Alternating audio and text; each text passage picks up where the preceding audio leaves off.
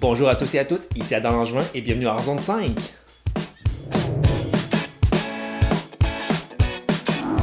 Aujourd'hui, je vais vous raconter l'histoire du crayon. Étant passionné de dessin, je peux vous dire que j'en ai utilisé des crayons. Par le pouvoir du crayon! Et à la longue, j'ai commencé à me questionner sur leur origine et sur l'évolution qu'ils ont eue à travers le temps. Alors, après plusieurs recherches, voici ce que j'ai découvert. L'histoire du crayon débute à la préhistoire. À cette époque, l'être humain dessinait sur la pierre dure des images et des signes en utilisant du charbon avec du bois noirci au feu. Et il s'en servait pour réaliser les œuvres qu'on trouve dans les grottes préhistoriques. Et il pouvait aussi utiliser de l'oxyde métallique et de la pierre tendre qui faut être comparé à de la craie. Mais on peut dire que le charbon de bois fut le premier instrument de dessin inventé par l'être humain. Maintenant, faisons un petit bond dans le temps. Ah, l'Antiquité! Socrate, Platon, Aristote. Tous ces grands penseurs n'ont aucun rapport avec l'histoire du crayon, alors on va les tasser. À l'époque de l'Antiquité, l'usage d'un stylet solide et sec avec une pointe en métal était utilisé pour écrire et dessiner rapidement. Mais les écritures et les œuvres destinées à être conservées se faisaient à l'encre avec les outils appropriés. Il faut savoir que les Romains utilisaient un stylet de plomb ou un alliage de plomb et d'étain pour le dessin et l'écriture.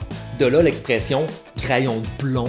Et c'est à partir du Moyen Âge qu'on commence à entourer la mine de bois pour éviter qu'elle se brise.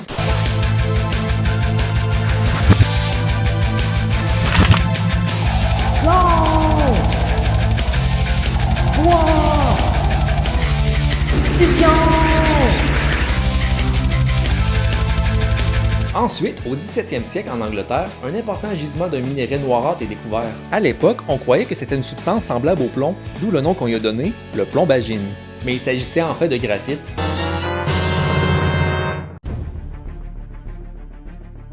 Par la suite, au 18e siècle, le crayon moderne fut créé par un inventeur autrichien du nom de Joseph Armuth en 1792.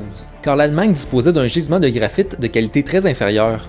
Il leur fallait donc trouver une solution pour créer des mines avec ce graphite.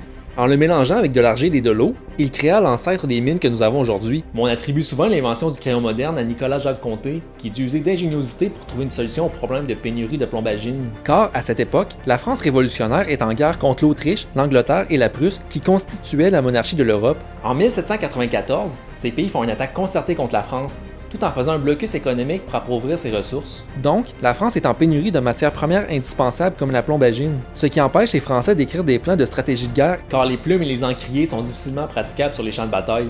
Alors, en 1795, Nicolas Jacques-Conté, physicien et chimiste, créa en une semaine un mélange révolutionnaire constitué de pâte de graphite en poudre, d'eau et d'argile durcie à haute température qu'il mit entre deux cylindres de bois. Et c'est ainsi qu'il eut un brevet pour l'invention du crayon moderne durant la même année. En plus, selon la proportion d'argile et de graphite utilisée, on peut faire des mines plus ou moins solides pour varier la noirceur et la dureté qui étaient définies sur une échelle de 1 à 5. On peut dire que c'est l'ancêtre de notre échelle qui définit la mine de 9H à 9B. Le F, signifiant fine point, est la dureté moyenne de l'échelle, et HB, pour hard black, est un standard reconnu mondialement. Ensuite, Conté avait eu l'idée de rajouter des pigments à la pâte pour créer les crayons de couleur, mais finalement il partit en Égypte pour rejoindre Napoléon.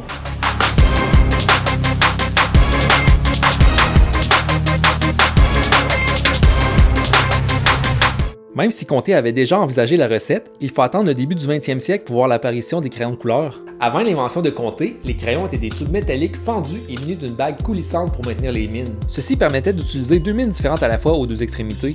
On peut dire que c'était l'ancêtre du porte-mine. On pouvait mettre soit du graphite, de la craie blanche, de la sanguine ou du sépia. Ensuite, au 19e siècle aux États-Unis, Ebenezer Wood fut le premier à utiliser une scie circulaire pour le façonnage hexagonal des crayons. Et c'est le 30 mars 1858 que Hyman Lipman dépose un brevet pour la gomme à effacer située à l'extrémité du crayon. Et voilà comment le crayon qu'on connaît aujourd'hui a évolué à travers les époques. De nos jours, on peut se procurer une multitude de gammes de crayons en tout genre. Rendu là, la seule limite est votre imagination. Alors, à vos crayons et allez dessiner. Merci d'avoir regardé et je vous dis à la prochaine. Bye!